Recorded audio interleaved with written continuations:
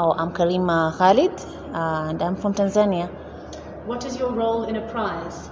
Okay, I am a researcher, mostly interested in systems improvement around essential emergency and critical care, and I am part of Apprise, involved in mostly Project One, which is Poetic Africa, and also looking into the other projects and our involvement in those other projects, which is Project 2, the Failure to Rescue, and Project 3, PPH, and now also the Data Health Systems project, seeing how Tanzania can be part of all those other projects and how we're going to get people involved into being part of those projects overall.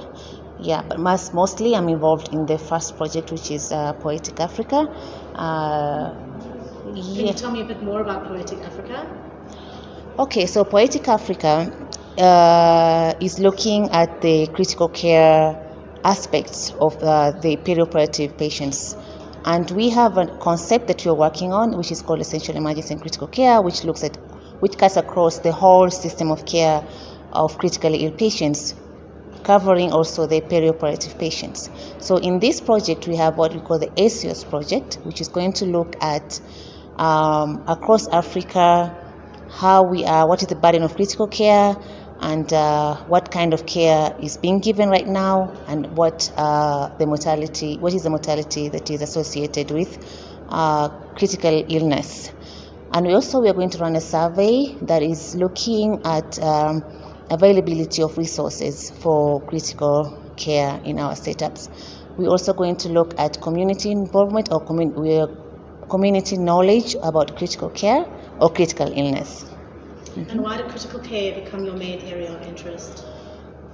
Working in anesthesia and critical care, I have seen a lot of gaps in how we address on how actually we even perceive what critical illness and what critical care is as a starting point. We usually, or people overall, think about ICU care or HDU care as being critical care, but we know that critical care cuts across all critically ill patients. Then they can be anywhere in a facility, even in the community, and they really need very basic, cost-effective care that can save their lives, irrespective of who they are or where they are or what diagnosis they have.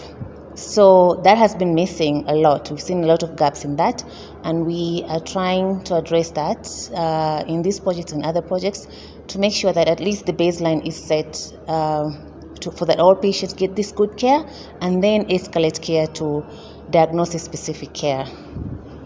What is your big takeaway from this meeting? Wow. My big takeaway will be that collaborative efforts are really important in making sure that whatever we are trying to achieve has an impact to our patients and to everybody actually overall.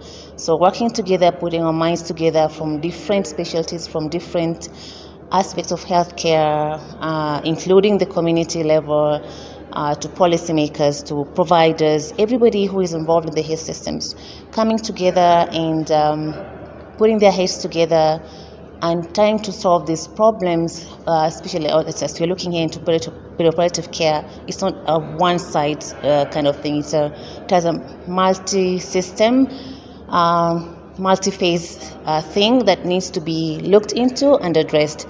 So that collaborative effort is what is needed in this, and that is what I have taken. And also simple solutions are what really matters. We should not be thinking of very big things that we cannot solve all at once. We start with simple solutions that we can solve, and build on to those as we go along. Thank you so much, Karima. Thank you. And if anyone wants to work with you in Tanzania, how's the best way to contact you? So they can contact me through my cell phone number, which is, or my email address. And also I'm available at Muhimbili University of Health and Allied Sciences, MOHAS. Thank you. So much. Okay. Drop the mic. Thank you.